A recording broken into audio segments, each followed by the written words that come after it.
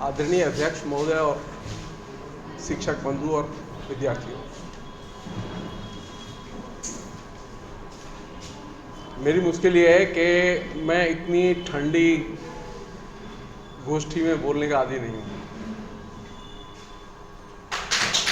मतलब अगर बातचीत होती हो, चर्चा हो रही होती है, डिस्कशन हो रहा होता, उसमें मैं शामिल होता तो उसका मजा कुछ और था।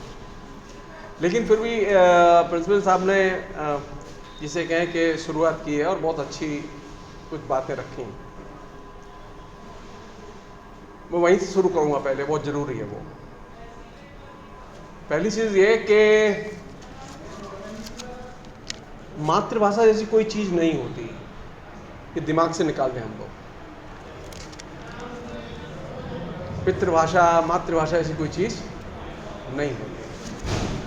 भाषा जिसे आप लोग मातृभाषा के तौर पर जानते हैं, वह असल में परवेश की भाषा होती है।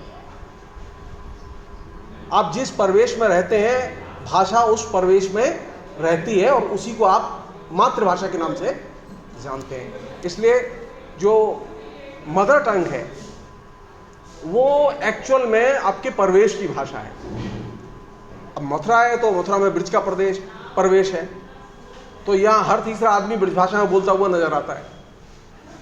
खड़ी बोली हिंदी में आने में उसे थोड़ा टाइम लगता है। आप हरियाणा जाएंगे, ये सब ब्रिज के इलाके हैं। ये खड़ी बोली हिंदी के इलाकों में आप जाइए, वहां आपको तमाम देशज बोलियां और भाषाओं और उनके प्रयोग मिलेंगे। आप पूरे हरियाणा में चले जाइए, आप पूरे राजस्थान में चले जाइए, आपको वहां राजस्थानी बोलते हुए लोग मिलेंगे, मेवाती बोलते हुए लोग मिलेंगे, वहां हाड़ौती बोलते हुए लोग मिलेंगे। आप हरियाणा में जाइए, हरियाणवी बोलते हुए लोग मिलेंगे, खड़ी बोली बोलते हुए कम लोग मिलेंगे। तो जो चीज़ पहली चीज़ जहन में रखनी चाहिए हमें कि भाषा जो है वो परवेश में होती है। हम जैसे परवेश में होंगे वैसी भाषा हम तेजी से पिकअप करेंगे। मैं सिर्फ अपने अनुभव से एक बात कह सकता हूँ आपसे, आपको विश्वास नहीं होगा, मैं हिंदी के अलावा और कोई भाषा नहीं जानता। ये एक वास्तविकता है। जो लोग हिंदी पढ़ते हैं उनके लिए मैं खास तौर पर कहना चाहता हूँ, ये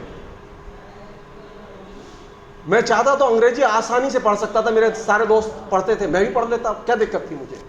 मैं संस्कृत मीडियम से, संस्कृत कॉलेज है यहाँ मातृ चतुर्वेद संस्कृत महाविद्यालय, इससे पढ़ के मैं बड़ा हुआ। सारी लाइफ में वहीं प्राइमरी स्कूल से जाके सीधे संस्कृत पाठशाला में गया पढ़ने के लिए। और मेरी ये जिद थी कि मैं अंग्रेजी नहीं सीखूंगा। और आप ये जान लीजिए कि मैंने अंग्रेजी नहीं सीखी।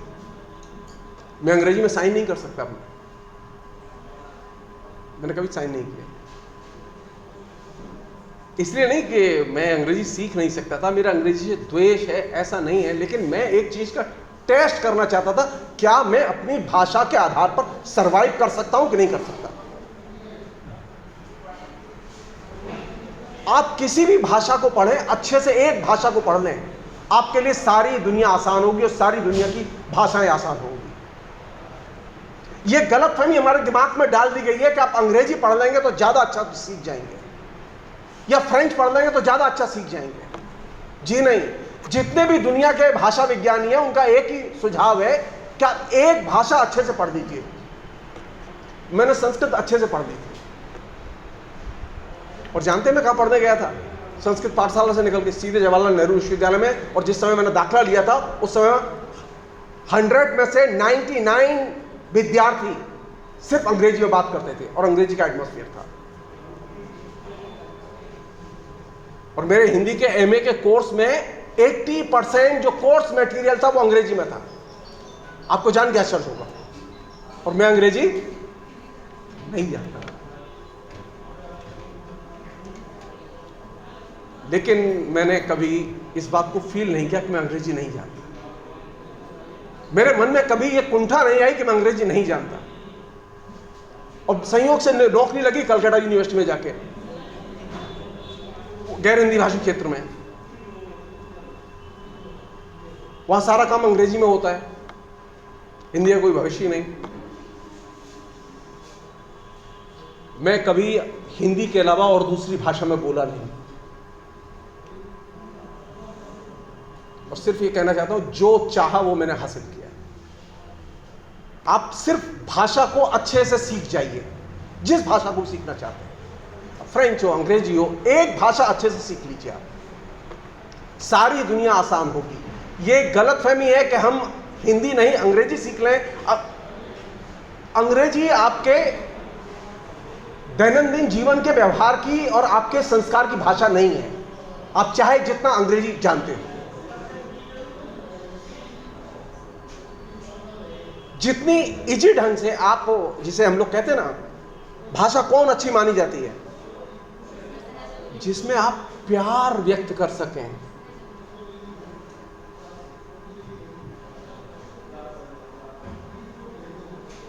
अंग्रेजी में आप प्यार व्यक्त कीजिएगा तो वो स्पर्श ही नहीं करेगा अनुभूति को।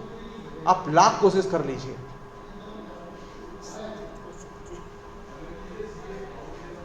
भाषा को अर्जित करने के लिए ये जरूरी है कि भाषा को जाना जाए, और भाषा को जानने के लिए जरूरी है कि भाषा को पढ़ा जाए।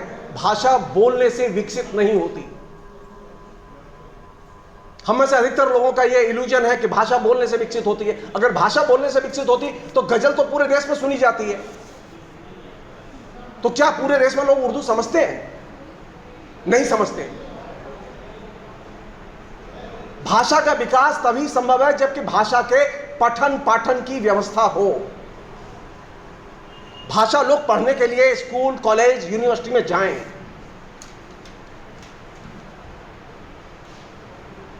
बोलचाल से भाषा प्रसारित होती है, लेकिन भाषा का विकास नहीं होता। भाषा के विकास के लिए भाषा को पढ़ना बेहद जरूरी है। हम सब लोग चाहते क्या हैं? हम पढ़ेंगे फिजिक्स, पढ़ेंगे इंग्लिश, पढ़ेंगे जर्मन, और चाहेंगे क्या? हिंदी का विकास हो जाए। जी कभी नहीं होगा। बंगला का विकास हो जाए, कभी नहीं होगा। तो भाषा के विकास के लिए जरूरी है कि भाषा को पढ़ा जाए। पढ़ने से भाषा विकसित होती है। जितने हिंदी लोग पढ़ेंगे, हिंदी उतनी ही समर्थ होगी। हिंदी बोलने से समर्थ नहीं होती। एक अन्य चीज जो कि चूंकि ये 7 दिन आपने प्रोग्राम किया ना, मैं इससे रिलेटेड मैं पहली बात कहना चाहता हूं। हिंदी बहुत ही समृद्ध और बहुत ही समर्थ भाषा है।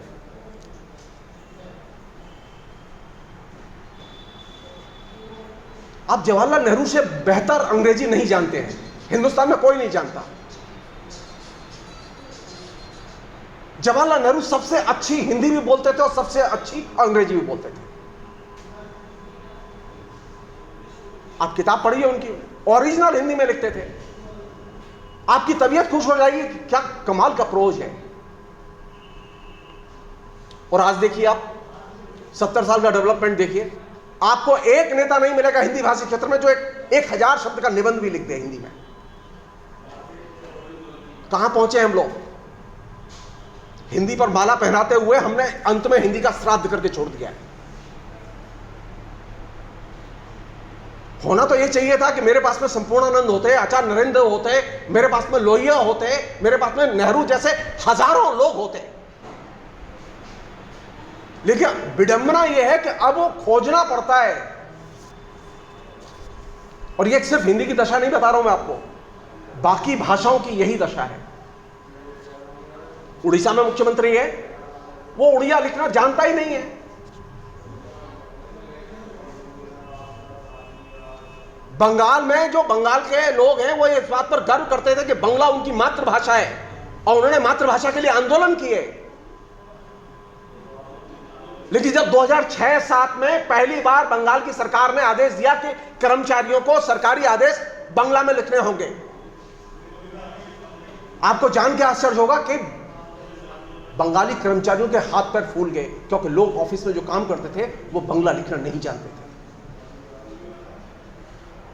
जो सबसे बड़ी ट्रेजेडी है कि यह कि पिछले 70 साल में जो हमारे बीच में मध्य वर्ग पैदा हुआ है, जिसमें हम लोग आते हैं,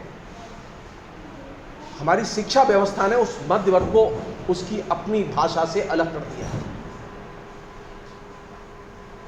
बंगाली भाषी बंगला नहीं जानता, मराठी भाषी मराठी नहीं जानता, हिंदी भाषी हिंदी नहीं जानता। आप उठा के रिजल्ट देखिए कि यहां जो इंटरमीडिएट में और हाई स्कूल में सबसे ज्यादा किस विषय में लड़के फेल होते हैं। बंगला में आप रिजल्ट उठाइए उच्च माध्यमिक और माध्यमिक के, किस विषय में सबसे ज्यादा, जो लड़का साइंस में 95% नंबर लाता है वो वहां बंगला में फेल हो जाता है। 60% विद्यार्थी हिंदी भाषी के उत्तर प्रदेश में हिंदी में फेल होते हैं। क्यों? चिंता की बात नहीं है, चिंता की बात है कहीं कोई चीज है जो हमसे चूक हो रही है, क्योंकि हमारी जड़ एकदम खोखली है। क्योंकि हमें डर लगता है कि पता नहीं ये हम कम्युनिकेट कर पाएंगे कि नहीं कर पाएंगे, बच्चे समझ पाएंगे। बच्चों के दिमाग में भी एक जहन में एक चीज बैठ गई है कि अंग्रेजी के बिना तो कैरियर नहीं हो सकता। मैं साक्षात खड़ा हूं आपके सामने, मुझसे बढ़िया कैरियर किसी का नहीं होगा, मुझे अपने मुंह से नहीं कहना चाहिए।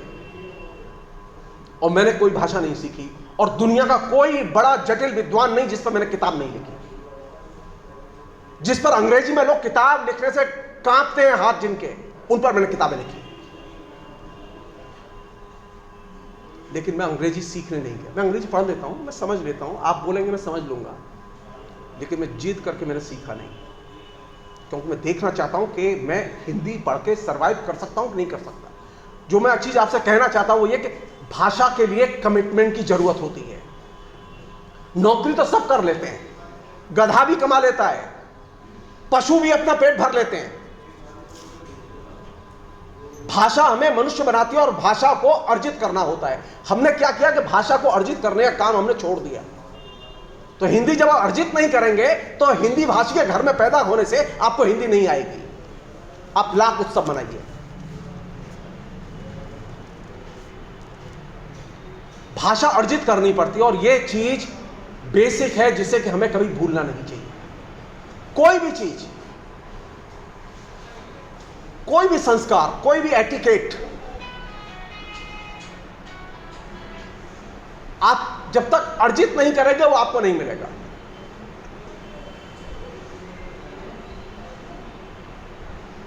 हमने क्या किया कि हमने ये मान लिया कि हम तो स्त्री हैं तो हम स्त्री के बारे में जानती हैं,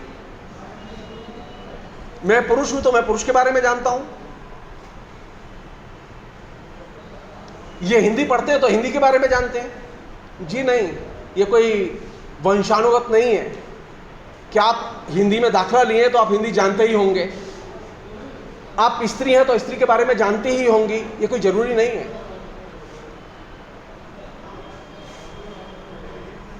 आधुनिक काल की सबसे बड़ी जो बुनियादी खूबी है जिसमें कि आपको हर चीज अर्जित करनी पड़ती है,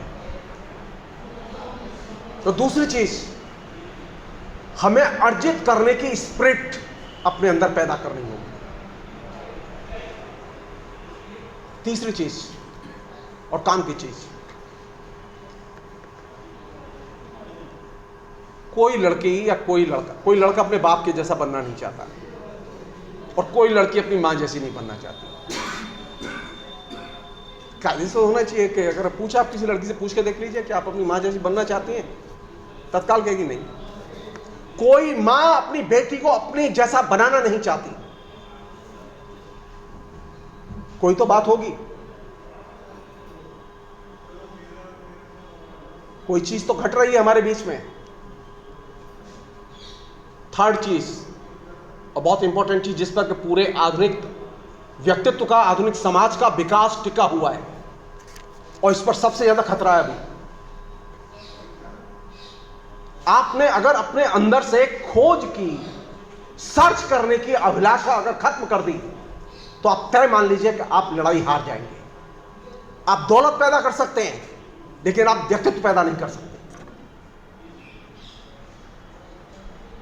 आप जैसे गूगल में जाते हैं ना, सर्च करते हैं, मैं उस सर्च की बात नहीं कर रहा हूं। हमें अपने अंदर, जिसे सामान्य भाषा में हम लोग कहते हैं जिज्ञासा, प्रश्नाकुलता, हमने सवाल खड़े करने बंद कर दिए हैं। ये सारी दिक्कतें यहां खड़ी हो रही हैं। सर ने कहा मान लिया, क्यों मान लिया भाई? क्या ऐसी बात है कि हम जब भी बात करते हैं तो एक मत होते हैं, मैं तो एक मत नहीं हो पाता। व्यक्तित्व के विकास के लिए असहमति का होना बेहद जरूरी है और असहमति के स्वर में बोलना और सोचना बेहद जरूरी है। जो महात्मा बुद्ध कहते थे कि हर चीज पर संदेह करो, जो कहा जा रहा है उसको आंख बंद करके मानो मत, हर चीज पर संदेह करो। हमने क्या किया, महात्मा बुद्ध की सारी शिक्षाएं सीख ली, लेकिन सिर्फ एक बुनियादी चीज अगर सीख ली होती तो हिंदुस्तान का नक्शा कुछ और होता। और वो कौन सी चीज थी? सिर्फ संदेह। हम हर चीज को संदेह की नजर से देखते और फिर खोज करना शुरू करते। हमें ये संदेह करना चाहिए कि ये जो प्रोग्राम हो रहा है इसका कोई आउटकम भी निकलेगा कि नहीं निकलेगा। ये जो काम कर रहे हैं, ये जो पढ़ा रहे हैं, ये जो विद्यार्थी क्लास में आ रहे हैं, इसका कोई आउटकम भी निकलेगा कि नहीं निकलेगा, कि ये जो कह रहे हैं वही माना जाएगा। आप अगर संदेह नहीं करेंगे तो आप इसकी दरारों को, इसके अंदर जो कमजोरियां हैं उनको आप पहचान नहीं सकते। इसलिए जब आप खड़ी बोली हिंदी, मातृभाषा वगैरह वगैरह इन सब पर बातचीत करें तो आप ये बेसिक चीज ज़हन में रखें। मुझे संजीव जी ने एक विषय सजेस्ट किया था, मैं अब 2-4 बातें उसके बारे में बताऊंगा। वो विषय उनका ये था, उनका कहना ये था कि कुछ प्रेम के बारे में बताइए, कुछ स्त्री के बारे में बताइए, कुछ सोशल मीडिया के बारे में बताइए। ये खड़ी बोली हिंदी और ये भाषा के बारे में जानबूझ के मैंने छेड़ा, क्योंकि ये पूरा आयोजन उसी का है, क्योंकि इसके बिना बात होगी नहीं। आप में से दिलवाले दुल्हनिया ले जाएंगे फिल्म सबने देखी होगी, कोई ऐसा नहीं है जिसने वो फिल्म नहीं देखी होगी। नहीं? अरे बाबा तुम देख ले, ऐसा क्या है, तो फ्री में अवेलेबल है, इंटरनेट पर देख ले।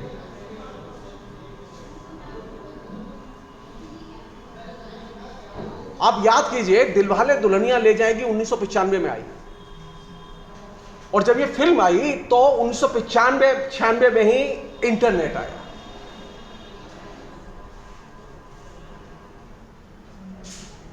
जब आपने मुझे इंसिस्ट किया तो मैंने थोड़ी सी बुद्धि लगाई कि पेज कहां फंसा हुआ है।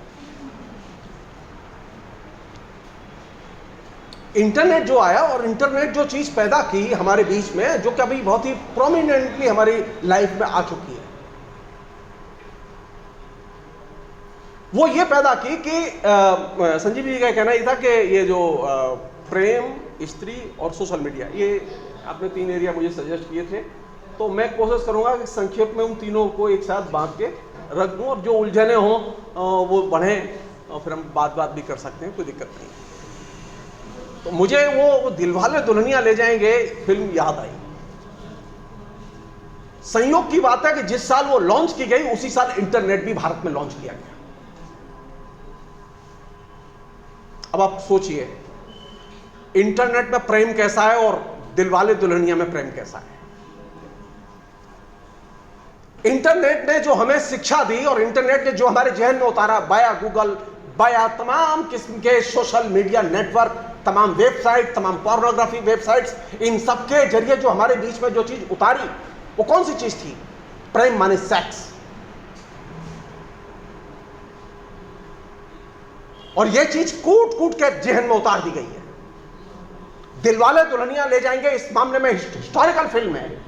वह इस प्रेम माने सेक्स की धारणा को सीधे चुनौती देती है और वो प्रेम की एक नई धारणा हमारे बीच में प्रचारित करती है, वह रोमांटिक प्रेम। आप याद कीजिए सिमरन और शाहरुख खान की गतिविधियों को, सिर्फ फिल्म अब आप मेरी नजर से देखिए।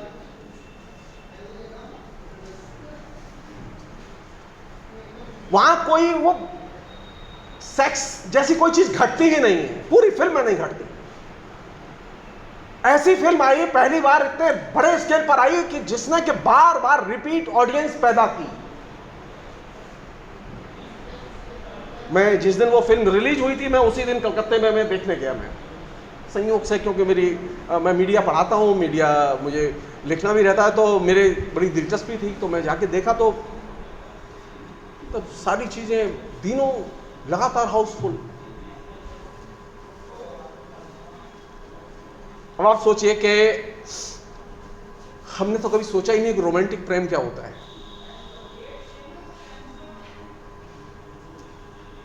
क्या चीज है उसमें जो इंपॉर्टेंट है? सिमरन और शाहरुख के बीच में, काजल और शाहरुख के बीच में कौन सी चीज है इंपॉर्टेंट जो घट रही है उस पूरी फिल्म में थ्रू आउट? कोई लड़की या लड़का कोई बताए मुझे, जस्ट मैं देखना चाहता हूं, जस्ट मतलब उसे उत्तेजित करने के लिए। कोई चीज याद है? कोई चीज याद है?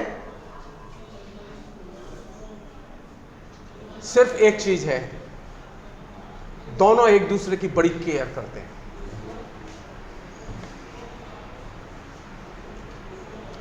रोमांटिक प्रेम, एक दूसरे को नहीं जानते थे, अनजाने थे। किनके बीच में प्रेम होता है? दो अलग। वो कहां होता है रोमांटिक प्रेम? पंजाब के गांव में। यानी लड़ाई कहां है? रोमांटिक प्रेम की लड़ाई कहां है अभी? आप सोचिए, उस जिसने भी वो स्क्रिप्ट लिखी, मुझे नाम याद नहीं है उस लेखक का, जिसने भी दिलवाले दुल्हनिया ले जाएंगे की स्क्रिप्ट लिखी, लेकिन ये चीज बहुत ही इंपॉर्टेंट है कि रोमांटिक प्रेम का जो रणक्षेत्र चुना गया वो पंजाब का गांव चुना गया। और वे लोग विदेश से आते हैं, उनकी कल्चर अलग है, वो एक दूसरे को जानते नहीं है। और जो चीज बार बार क्रिएट की जाती है वो अचानक उसके घर में घुस जाता है हीरो, और वो क्या करता है? छोटे छोटे काम करता रहता है, इस काम में हाथ बटाऊं, उस काम में हाथ बटाऊं, तो कोई उसकी बुरी हरकत नजर ही नहीं आती। तो वो घर के कामों में हाथ बटाता रहता है और वो सिर्फ मन ही मन प्यार करता है, शरीर नहीं है कहीं। वो चाहते तो भाग भी सकते थे, लेकिन वो भागते नहीं है। वो साफ कहता है कि मैं परमिशन के बिना लेके नहीं जाऊंगा। अभी जो जल्दी रहती है ना कि पसंद आया और भाग लिए, और बाद में ले लेते तो मची रहती है दोनों में। क्यों? क्योंकि हमारे जहन में एक चीज बिठा दी गई है, प्रेम माने सेक्स और सेक्स माने शरीर, दिल। आप गीता रामायण से मत सीखिए, आप सिर्फ दिलवाले दुल्हनिया ले जाएंगे, एक बार नहीं, दो बार, तीन बार देख लीजिए, आपको समझ में आ जाएगा कि प्रेम का मतलब क्या होता है। तो पहली बार एक नया फिनोमिना हिंदी भाषी क्षेत्र में हिंदी फिल्म ने पोच किया, जिसे हम लोग रोमांटिक प्रेम कहते हैं, जो कि एक दूसरे से भिन्न कल्चर के लोग एक दूसरे से प्यार करते हैं। एक अन्य चीज जो उसने पोच की,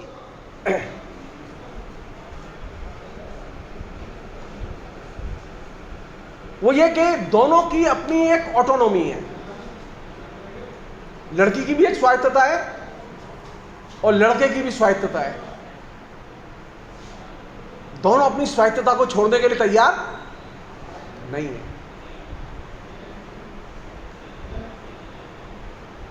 जब रोमांटिक प्रेम की बात की जाए या प्रेम की बात की जाए तो कौन सी चीज महत्वपूर्ण है? स्त्री पुरुष दोनों की स्वायत्तता और उनके गुण। बार बार दोनों के टैलेंट बीच बीच में आते रहते हैं। लड़की का भी आता रहता है, लड़के का भी आता रहता है। और इसमें जो इंपॉर्टेंट चीज है वो क्या है कि वो दोनों एक दूसरे की केयर करते हैं, एक दूसरे का ख्याल रखते हैं। प्यार करना चाहते हैं लेकिन हम ख्याल करना नहीं चाहते, केयर करना नहीं चाहते। और ये एक ऐसी चीज थी। और प्रेम कहां होता है? जो कि उस पूरी फिल्म में छाया हुआ है। मैं उस फिल्म को मैं बार बार कहता हूं कि यंग लड़कों को जिन्होंने नहीं देखा उसे बार बार देखना चाहिए, क्योंकि जो इंटरनेट का जो दुष्प्रभाव है ना, वो निकालने में वो फिल्म एक तरह से मील का पत्थर है। हिंदी वाले शिक्षक थोड़ा सा मतलब वो रीतकाल से आगे नहीं आए हैं। हम रीतकाल में जाते ही नहीं, हमें रीतकाल की जरूरत नहीं है। एक अन्य चीज जो उस फिल्म में मुझे लगी वो ये कि ज्यादा महत्वपूर्ण है, एक दूसरे के प्रति कंसर्न उनका बहुत महत्वपूर्ण है। एक तो वो केयर करते हैं और दूसरा वो एक दूसरे के प्रति कंसर्न फील करते हैं, और ये चीज बहुत महत्वपूर्ण है। अभी हो क्या गया है, शादी तो हो जाती है हमारी, प्रेम भी हो जाता है, लेकिन हमारा कंसर्न नहीं होता। हम साथ रहते हैं लेकिन कोई कंसर्न नहीं होता कि लड़की की क्या जरूरत है और लड़के की क्या जरूरत है। दिलवाले दुल्हनिया ले जाएगी कि फिल्म की ब्यूटी ये थी कि उसने कंसर्न और केयर के भावबोध को, जो कि मानवीय सभ्यता का सबसे मूल्यवान भावबोध है, रोमांटिक प्रेम का सबसे मूल्यवान एलिमेंट है, उसे एकदम सेंटर में लाके खड़ा कर दिया। और इसी वजह से जिसने भी वो फिल्म देखी, एक बार नहीं देखी, मैंने भी कुछ 3 बार देखी, इधर में टाइम नहीं था मेरे पास, अन्यथा मैं फिल्म देख के ही बोलता मैं यहां। तो जो चीज समझने की है वो ये कि अगर हम मेल हो या फीमेल हो, आप शाहरुख खान की एक्टिंग देखिए, वो सबके प्रति कंसर्न है। सिर्फ ऐसा नहीं है कि वो सिर्फ सिमरन के प्रति कंसर्न बोध है उसका, परिवार में जितने लोग हैं सबके प्रति उसके अंदर कंसर्न का भाव। और ये चीज सबसे मूल्यवान चीज है जो कि प्रेम में एकदम गायब हो चुकी है। अब हम लोग क्या करते हैं, अब अपनी चिंता करते हैं, अपनी प्रेमिका की चिंता करते हैं, अपने प्रेमी की चिंता करते हैं, हम बाकी किसी कंसर्न से हमें लेना देना नहीं। और इसने एक नई मुसीबत समाज में पैदा की है, जिसे आप लोग सब लोग जानते हैं कि पारिवारिक विघटन बहुत तेजी से बढ़ा है। स्त्री पर उत्पीड़न बहुत तेजी से बढ़ा है। पिछले 1994-95 के बाद में ये घटनाएं ज्यादा घटी हैं, जिसमें कि स्त्री का उत्पीड़न सबसे अधिक हुआ है। सिर्फ ये 2 चीज अगर हमारे जहन में होती, पुरुष के नाते और स्त्री के नाते, स्त्री पर भी ये चीज लागू होती है, कंसर्न और केयरिंग। ये दोनों चीजें अगर हम लागू कर पाते तो न इनको तकलीफ होती, न मुझे तकलीफ होती। अब हमने क्या किया कि हम सब भूल गए, कहीं शोहरत आई बीच में, कहीं पैसा आया बीच में, कहीं जो है पद आया बीच में, कहीं शरीर आया बीच में, लेकिन कंसर्न और केयर ये हम भूल गए। और इसी ने हमें बहुत छोटा और बहुत ही पाशविक वृत्ति का मनुष्य बना दिया। एक अन्य चीज और आखिरी चीज इस पूरे प्रसंग में,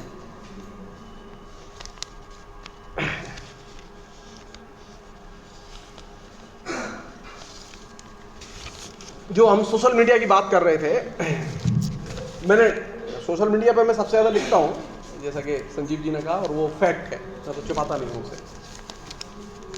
मैंने नेगेटिव बातें बहुत लिखी है उसके बारे में, लेकिन अभी पॉजिटिव बात बताऊंगा आपको। मैंने सीरीज में वीडियोस किए हैं उसके नेगेटिव इम्पैक्ट को लेके, वो आप लोग देख सकते हैं अपने। चूँकि यहाँ सब लोग नए हैं और वो सोशल मीडिया में नए जाते हैं, फेसबुक में सबके फेसबुक अकाउंट है ना? अरे आपसे नहीं, अरे यार बहुत अच्छी हैं वैसे, बाकी सबके हैं, विद्यार्थियों के सबके हैं, गुड।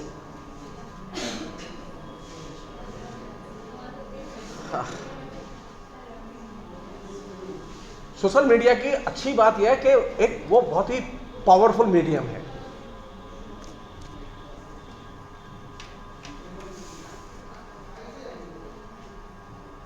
उसकी प्रॉब्लम यह है कि वहां विभिन्न विचारों के समूह हैं।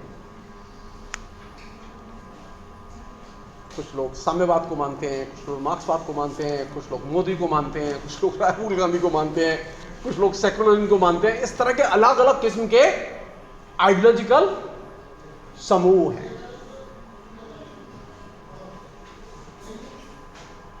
तो सोशल मीडिया पर लिखते समय या सोशल मीडिया पर पढ़ते समय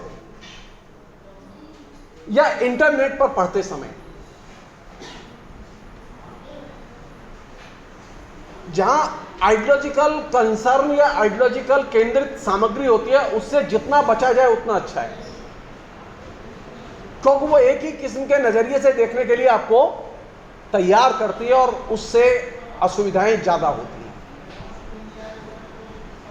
हम लोग रहते हैं डेमोक्रेसी में, और डेमोक्रेसी की पहली शर्त है जिसे हम लोग फील करते हैं, वो क्या है? फ्रीडम ऑफ एक्सप्रेशन, अभिव्यक्ति की आजादी। तो अभिव्यक्ति की आजादी के लिए जरूरी है कि आपके पास में चुनने का शऊर भी हो, क्या चीज चुने और क्या चीज न चुने। अगर आप एक ही किस्म की आइडियोलॉजी की चीजें पढ़ेंगे, उन्हें कम्युनिकेट करेंगे, उन्हें प्रक्षेपित करेंगे, संप्रसारित करेंगे, तो आप तय मानिए कि आप बहुत खराब व्यक्ति बनेंगे, वो चाहे जिस विचारधारा के लोग। मुझे क्या बनना चाहिए हिंदुस्तान में? मुझे क्या बनना चाहिए? 75 साल है ना, क्या फीलिंग होनी चाहिए मेरी? मैं तो प्रोफेसर हूं, मतलब मुझे कम घमंड नहीं है वैसे प्रोफेसर होने का। मैंने कुछ किताबें भी लिखी है।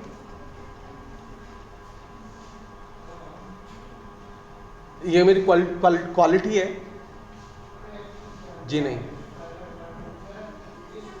लोकतंत्र के विकास के लिए और लोकतंत्र के निर्माण के लिए और इस समाज के निर्माण के लिए जो चीज जरूरी है, मुझसे अच्छा हिंदू नहीं है कोई। मैं चतुर्वेदी हूं, मेरी बहुत सारी दीक्षाएं हुई हैं, मेरे पास 3-3 मंदिर है, किसी के पास एक मंदिर भी नहीं होगा। मेरी सारी लाइफ गुजर गई पूजा करते हुए।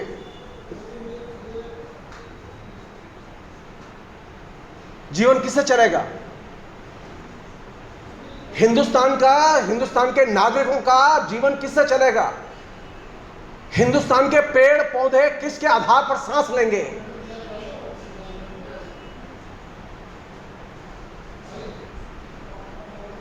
सब ईश्वर की कृपा से। सॉरी, आपने एक संविधान बनाया है। हिंदुस्तान की अब हर चीज उस संविधान की अवधारणाओं के तहत व्याख्यायित होगी। और हिंदुस्तान के संविधान में सिर्फ एक ही कॉन्सेप्ट है जिसे मान्यता दी गई है, और वो है नागरिक।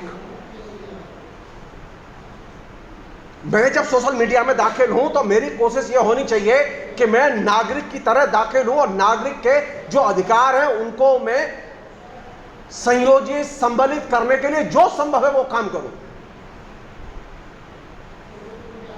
मुझसे लोग बार बार पूछते हैं, मैं लिखता भी हूं कि मैं नागरिक की तरह पार्टिसिपेट करता हूं, मैं किसी प्रोफेसर की तरह या मैं किसी आइडियोलॉग की तरह।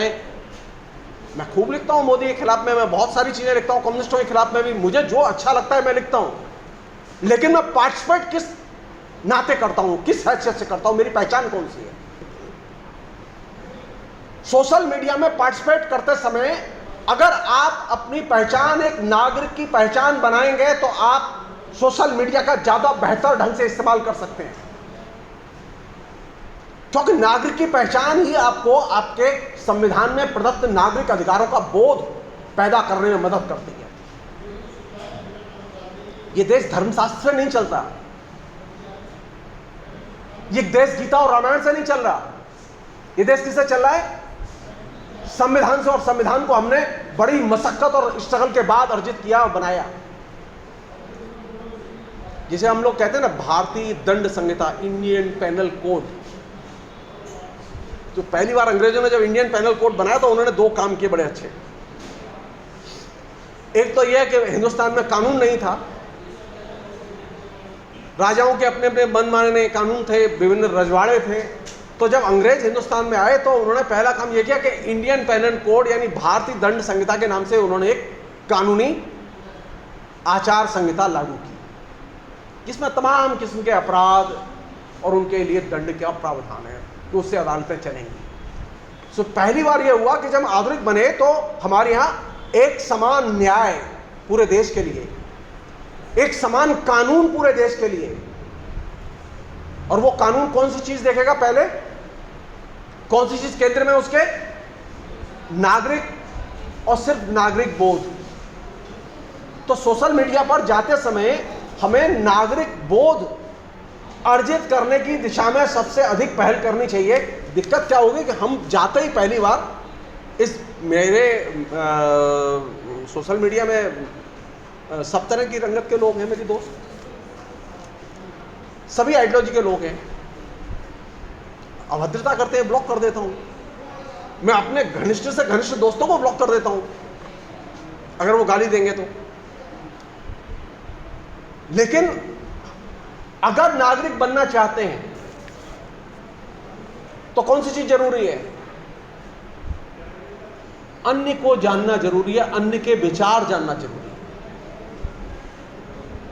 अन्य कैसे सोचते हैं? मान लो मैं किसी विचारधारा को मानता हूं तो मैं अपनी विचारधारा के बारे में तो पढ़ूं, लेकिन मेरी ये जिम्मेदारी बनती है एक नागरिक के नाते कि मैं अन्य की विचारधाराओं को भी पढ़ूं और जानूं, उनके बारे में भी अपनी समझ बनाऊं। अभी मुश्किल ये हो गई कि हम सोशल मीडिया पर तो जाते हैं लेकिन हमारा दिमाग एकदम खाली है। हम जैसा कि उन्होंने नाम दिया है ना उसका, यूजर, हम यूजर की तरह जाते हैं, हम क्लिक करते हैं, देखते हैं, सर्च करते हैं, देखते हैं, लाइक करते हैं, देखते हैं, चले आते हैं।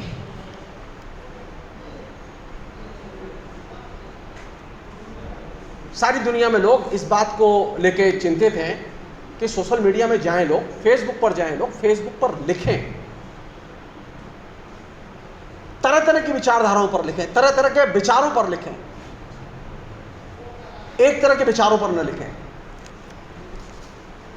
मुसीबत एक दूसरी हुई है। आप में से जो लोग हैं, दोस्त, सबके पास मोबाइल है। अगर आपका दोस्त बीमार पड़ जाए तो आप क्या करते हैं? मोबाइल से फोन करके पूछते हैं ना, क्या तबीयत कैसी है ना? घर जाके नहीं पूछते। तो दिक्कत क्या हुई है? अभी मोबाइल आने के बाद में, इंटरनेट आने के बाद में, हमारी कनेक्टिविटी बढ़ने के बाद में दिक्कत यह हुई है कि हमारी अपने दोस्त से दूरी ज्यादा बढ़ी है। वो बीमार भी होता है तो हम उसके पास नहीं जाते, हम दूर से ही पूछ लेते हैं, हमने खबर ले ली है। तो दूसरी चीज जो घटी है वो ये घटी है कि हम रहते जरूर है सोशल मीडिया में, हम रहते जरूर है ऑनलाइन हर समय, लेकिन कभी मिलते नहीं, और दुख के समय तो एकदम नहीं मिलते।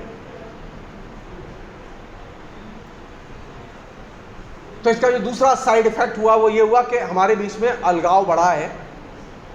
हम जो दिखाई दे जाता है वहां उसी को हाय कर लेते हैं, प्यार कर लेते हैं, गाली दे लेते हैं, जो कुछ है वो वहीं इंटरनेट पर ही सिलेक्ट लेता है और हम उसके बाद में फ्री हो जाते हैं कि अपना काम तो हो गया। आखिरी चीज और बहुत ही सीरियस चीज जो कि इंटरनेट ने की है और सोशल मीडिया ने की है, बातें बहुत सारी हैं। जब से ये मोबाइल आया है ना तब से एक काम हुआ है, पता नहीं आपने नोटिस किया कि नहीं किया, मैं तो परेशान हूं उससे। हमने सुनना बंद कर दिया है, अब हम सिर्फ बोलते हैं। आप लाख समझाइए, लड़के के दिमाग में ये बात नहीं आती। आप कहिए बेटा जाके देखो सूरदास का ये पद पढ़ना और देखो ये किताब है, वहां ये किताब है, पहले किताब निकालना फिर देखना।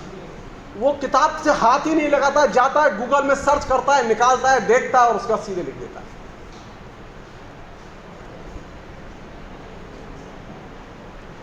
फर्स्ट क्लास के एमए में नंबर है, 70% 75% नंबर है, लेकिन उसने प्रेमचंद की किताब को स्पर्श करके फील नहीं किया, लाइब्रेरी में जाके कभी उसने किताब को हाथ नहीं लगाया, क्योंकि उसने नोट्स लिए, नोट से पढ़ा, इंटरनेट से डाउनलोड किया, वहां से पढ़ा और उसके फर्स्ट क्लास के एमए के नंबर। अब पूछ के देखिए अपने बीच में, जो आपके बीच में पाठ्यक्रम में किताबें हैं उसके अलावा कितनी किताबें हैं हमारे पास में?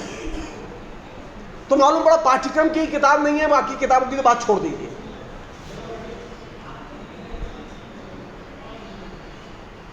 एक कहानी बता रहा हूं मैं आपको, ये 17 साल के नौजवान की कहानी है जिसने हिंदुस्तान बनाया। आप सोच सकते हैं हिंदुस्तान 17 साल का नौजवान बना सकता है? राजा राममोहन राय ने 17-18 साल की उम्र में जब पहली बार यह कहा कि मैं सती प्रथा का विरोध करता हूं, तो उसके पिता ने घर से धक्के देकर बाहर निकाल दिया। जब राजा राममोहन राय के सामने, जो कि आधुनिक भारत के निर्माता माने जाते हैं, ये तमाम जितने प्रधानमंत्री हो इन्होंने आधुनिक भारत नहीं बनाया, जिसने आधुनिक भारत की नींव रखी, उसकी उम्र थी सिर्फ 17 साल। जब उसके सामने उसकी भाभी जिंदा जलाई जा रही थी, सती की जा रही थी, राजा राम मोहन राय ने प्रतिवाद किया, रोकने की कोशिश की, लोग नहीं माने, तो राजा राम मोहन राय ने प्रण लिया कि मैं अब सती प्रथा का विरोध करूंगा और इसे खत्म करके छोड़ूंगा। आप सोचिए, पिता ने घर से निकाल दिया 18 साल के लड़के को। राजा राम मोहन राय दोबारा लौट के घर नहीं गए। 18 साल के लड़के ने हिंदुस्तान के उस साम्राज्य को हिला दिया जिससे सारे लोग डरते थे। अंग्रेजों की सरकार को कानून बदलने के लिए मजबूर कर दिया उसने। आप कल्पना कीजिए, कलकत्ता में मुश्किल से कुछ हजार लोग निकलते थे राजा राम मोहन राय के समर्थन में, और सती के समर्थन में निकलते थे 50-50 हजार लोग।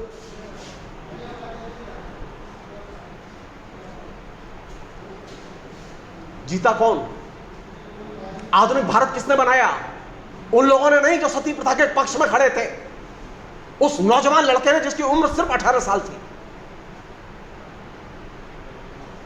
जिसे आप लोग धर्मनिरपेक्षता कहते हैं ना, वो पहला व्यक्ति था। 20 साल की, 18 साल की उम्र में, 18 साल की उम्र में उसने इस्लाम धर्म की आलोचना लिखी। उसने 18-19 साल की उम्र में हिंदू धर्म की आलोचना लिखी, उसने ईसाई धर्म की आलोचना लिखी, उसने तीनों धर्मों की आलोचना लिख के जनता को शिक्षित किया।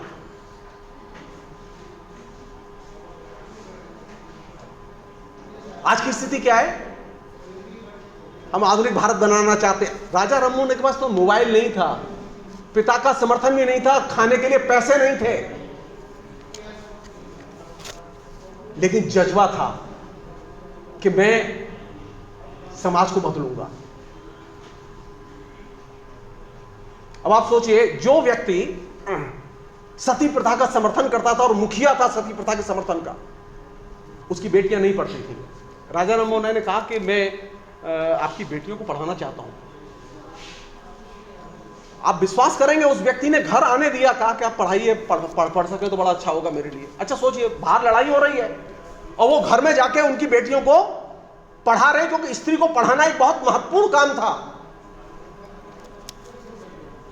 वैचारिक लड़ाइयां अपनी जगह और मानवीय प्रेम अपनी जगह। जिससे सबसे चुनौतीपूर्ण लड़ाई थी, उस व्यक्ति की बेटियों को राजा राम मोहन राय ने स्वयं घर जाके पढ़ाया। मुकेश अंबानी के पास बहुत दौलत है, अदानी के पास उससे भी ज्यादा दौलत है। राजा राम मोहन राय के पास कोई दौलत नहीं थी। हिंदुस्तान का पहला आधुनिक कॉलेज खोला उस नौजवान लड़के ने। अंग्रेज नहीं चाहते थे कि आधुनिक विषयों की शिक्षा हमें दी जाए, वो चाहते थे यहां फारसी पढ़ाई जाए और संस्कृत पढ़ाई जाए। लॉर्ड मैकाले, जिसका नाम आप लोग सुनते हैं, लॉर्ड मैकाले ने बाकायदा ब्रिटेन की पार्लियामेंट में यह प्रस्ताव किया कि भारत में शिक्षा पर जिस पर खर्च होगा वह संस्कृत शिक्षा होगी और फारसी की शिक्षा होगी। आधुनिक विषयों की शिक्षा उसमें शामिल नहीं थी। राजा राम मोहन राय ने आधुनिक विषयों का कॉलेज अपने पैसे से लोगों से कलेक्ट करके खोला। और उम्र कितनी थी? एक नौकर आदमी, एक सामान्य आदमी। यह आधुनिक भारत किसने बनाया?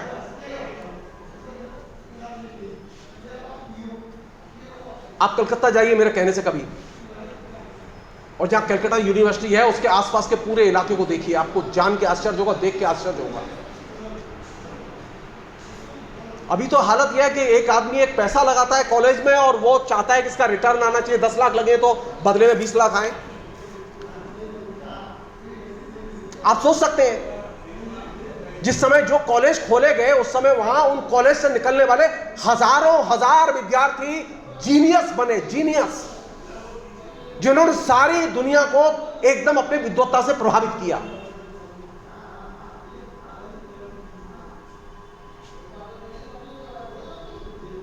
क्यों मैं ये बात कह रहा हूं? उनको अपनी भाषा से भी प्रेम था, उन्हें अपने देश से भी प्रेम था,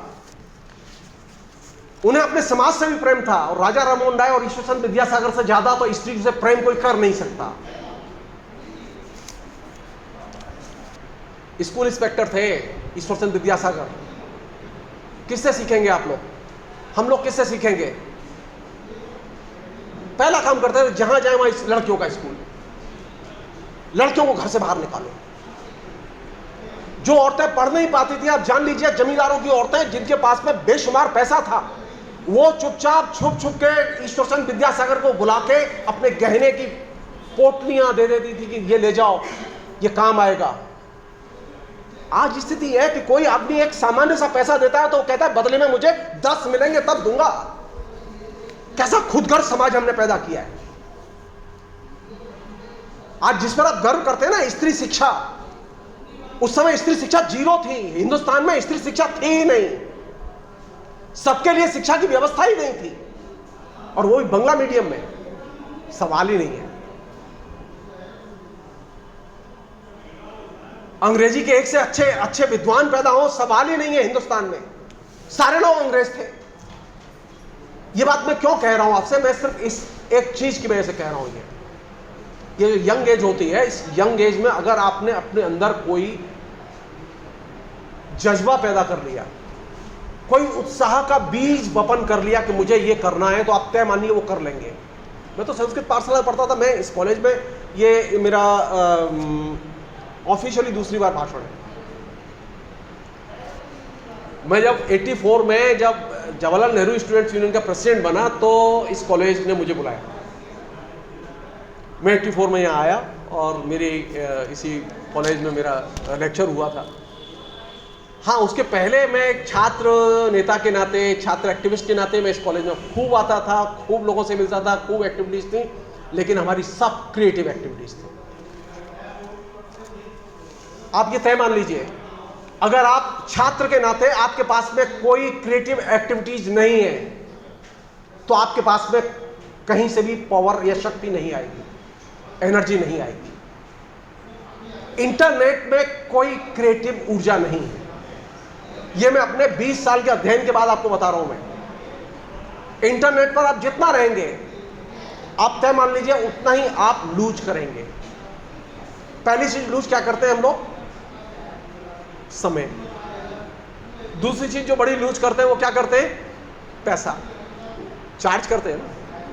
आपका जीबी उठता है तो वो 42 रुपए 45 रुपए जो भी आपका लगेगा, वो रोज जा रहा है। एक अच्छे आदमी बनने के लिए जो कि हमने सीखा, जो अभी तक लागू किया, अभी तक लागू करता हूं। मैं तो रिटायर हो गया हूं। मैं कहता हूं मैं बेरोजगार प्रोफेसर हूं। शिक्षकों की भी ये जिम्मेदारी बनती है, विद्यार्थियों की भी जिम्मेदारी बनती है, उनका सालाना किताब का बजट होना चाहिए, उनका पर्सनल किताब की परचेजिंग का बजट होना चाहिए। वो चाहे जैसी किताब खरीदे।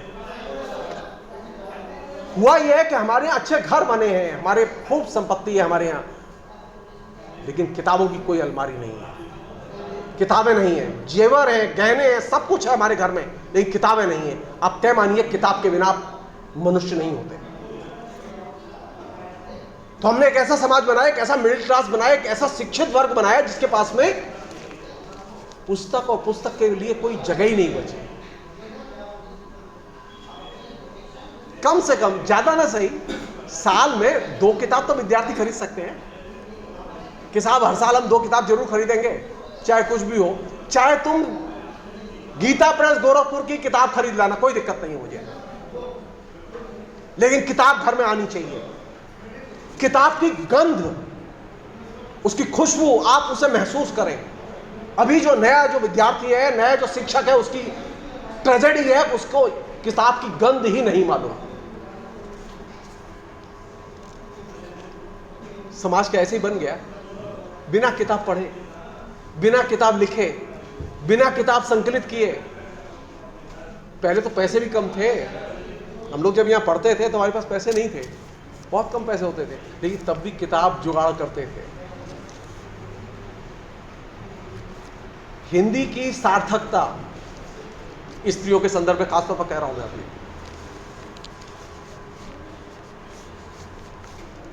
स्त्रियों में हिंदी में जिसे कहते हैं ना, उपन्यास जनप्रिय नहीं है। क्यों नहीं है? बंगाल में, बांग्ला में उपन्यास क्यों जनप्रिय है? सारी दुनिया में जहां पर भी उपन्यास जनप्रिय है उसका एक बड़ा कारण है कि औरतें उपन्यास पढ़ती हैं। और हिंदी में उपन्यास जनप्रिय इसलिए नहीं है क्योंकि हिंदी भाषी जो औरतें हैं वो उपन्यास नहीं पढ़ती हैं। समाज बनाना चाहते हो, समाज को लोकतांत्रिक बनाना चाहते हो, उपन्यास नहीं पढ़ोगे तो समाज लोकतांत्रिक नहीं बनेगा, पाठक लोकतांत्रिक नहीं बनेगा, ये स्त्रियां लोकतांत्रिक नहीं बनेंगी। आप जान लीजिए, सिर्फ एक अनुभव बता रहा हूं आपको। सोवियत संघ में 60 साल तक एक पार्टी का शासन था, एक ऐसी पार्टी का शासन जिसने हिटलर को हराया था, एक ऐसी पार्टी जिसने सोवियत संघ को महान ताकतवर देश बनाया था। आज भी उससे ज्यादा ताकतवर देश कोई नहीं है, हर क्षेत्र में वो सबसे आगे। महिलाओं ने तय किया एक दिन कि हम कम्युनिस्ट पार्टी का शासन नहीं चाहते, हमें डेमोक्रेसी चाहिए। अच्छा, एक कब तय किया? 60 साल तक औरतों को बाकायदा सरकारी भोजनालय में खाना मिलता था, हर बच्चे को 3 किलो दूध आता था घर में, सारी शिक्षा फ्री, एजुकेशन फ्री, वो नौकरी, वजीफे, हर चीज की गारंटी और घर भी फ्री। इसके बावजूद औरतों ने कहा कि हमें शासन नहीं चाहिए, हमें अपना चूल्हा चाहिए और अपना घर चाहिए। और इसका एक आउटकम बता रहा हूं मैं आपको। किसी को विश्वास ही नहीं था कि सोवियत संघ में जिस पार्टी का शासन है, हमारे यहां तो किसी भी नेता ने, किसी भी पार्टी ने एक माफिया को नहीं मारा, वो तो ने हिटलर को मारा था। उन्हें पूरे द्वितीय विश्व युद्ध में 4 करोड़ लोग मरे थे, उसमें 2 करोड़ लोग अकेले सोवियत संघ के लोग मरे थे। और उस देश में जिसको खड़ा किया औरतों ने, उन औरतों ने तय किया कि अब हमें अपना चूल्हा चाहिए, हम अपना खाना खुद बनाएंगे। किसी को उम्मीद ही नहीं थी कि डेमोक्रेसी आएगी। आप विश्वास नहीं करेंगे, पार्लियामेंट में प्रस्ताव पास हुआ और प्रस्ताव पास हो गया और सरकार गिर गई। सरकार ही नहीं गिरी, सोवियत संघ 15 देशों में विभाजित हो गया। सब लोग आश्चर्यचकित थे कि आखिर ये डेमोक्रेसी आई कहां से, क्यों कोई विपक्ष नहीं था, कोई विज्ञापन नहीं था, कोई आंदोलन नहीं था, कम्युनिस्ट पार्टी के खिलाफ कोई आंदोलन नहीं था। सिर्फ एक चीज, औरतें सबसे ज्यादा उपन्यास पढ़ती थी। रेवोल्यूशन के बाद भी वहां पुराने लेखक खूब पढ़े जाते थे। आप इस समाज को बदलना चाहते हैं, आप यहां के पूरे पूरे परिवेश को बदलना चाहते हैं, आप कुछ मत कीजिए, सिर्फ उपन्यास पढ़ दे दीजिए लोगों को। आप तय मान लीजिए, ये औरतें सबसे ज्यादा जनतांत्रिक हो जाएंगी। बंगाल क्यों ताकतवर है, बंगाल क्यों आगे चला गया? बंगाल के हर घर में आप किसी भी स्त्री से बात कीजिए जो शिक्षित महिला है, जो हाई स्कूल पास है, इंटरमीडिएट पास है, आप किसी भी घर में जाइए, आपको बंकिम, शरत चंद्र, रविन्द्रनाथ की रचनाएं आराम से मिलेंगी। आप किसी भी इलाके में जाइए जहां जनरल स्टोर की दुकान होगी, उसके पास में जो जहां सामान्य सी स्टेशनरी की दुकान होगी, वहां पर भी आपको साहित्यकार की किताबें मिल जाएंगी। और आप यहां शहर में जाइए, अभी आप यहां से निकलिए, शहर में निकलिए कि मुझे प्रेमचंद की किताब खरीदनी है, आपको पूरे शहर में किताब नहीं मिलेगी। तो आप डेमोक्रेसी लाएंगे कैसे? आप लोगों को मनुष्य कैसे बनाएंगे अगर किताब इजीली वॉकेबल रूट पर अवेलेबल नहीं है? बाटा का जूता मिल सकता है लेकिन प्रेमचंद की किताब नहीं मिल सकती, और यह सबसे बड़ी ट्रेजेडी है। आपको जूता खरीदने के लिए ज्यादा दूर नहीं चलना पड़ता, आपको हर कंपनी का जूता अवेलेबल होता है। आपको कोई कंज्यूमर आइटम खरीदने के लिए कहीं जाना नहीं होता, सब चीज वॉकेबल रूट पर अवेलेबल होते हैं। लेकिन हमने एक ऐसा समाज बनाया जिसमें कि सबसे पहले जो चीज गायब हुई वो थी किताब, और उसमें भी सबसे महत्वपूर्ण चीज थी जिससे कि स्त्रियां ताकतवर बनती थी, वह था उपन्यास। तो अगर औरतों को ताकतवर बनना है, वो किसी को भी वोट दें, वो योगी को वोट दें, वो राहुल को वोट दें, वो किसी को भी वोट दें, आई डोंट बॉदर, सिर्फ उपन्यास पढ़े वो, फिर हम देखते हैं कि देश कैसे नहीं बदलता। अगर इस समाज बदलना है, ये समाज का स्ट्रक्चर बदलना है, 2 चीज हो जाए, सिर्फ किताब घर में घुस जाए और ये औरत उपन्यास पढ़ने लगे। आप तय मान लीजिए, समाज बदल के रहेगा और ये भाषा बच जाएगी। आप भाषा को आप हिंदी दिवस के जरिए नहीं बचा सकते। भाषा तब बचेगी जब ये स्त्री अपनी भाषा के साहित्य से समर्थ बनेगी, और उपन्यास एक मॉडर्न मीडियम है। उपन्यास को हमने क्या किया कि इस औरत के जीवन से एकदम बेदखल कर दिया। आप जाइए पूरे इलाके में, आपको कहीं पर भी कोई भी किसी भी स्त्री के बीच में आपको उपन्यास दिखाई नहीं देगा। तो दिक्कत तो आएगी। तो मुझे डेमोक्रेसी चाहिए, मुझे धर्मनिरपेक्षता भी चाहिए, मुझे संविधान भी चाहिए, मुझे इलेक्टेड प्राइम मिनिस्टर भी चाहिए, मुझे पार्लियामेंट भी चाहिए, लेकिन मुझे तो एक लेखक के नाते मुझे घर में उपन्यास चाहिए।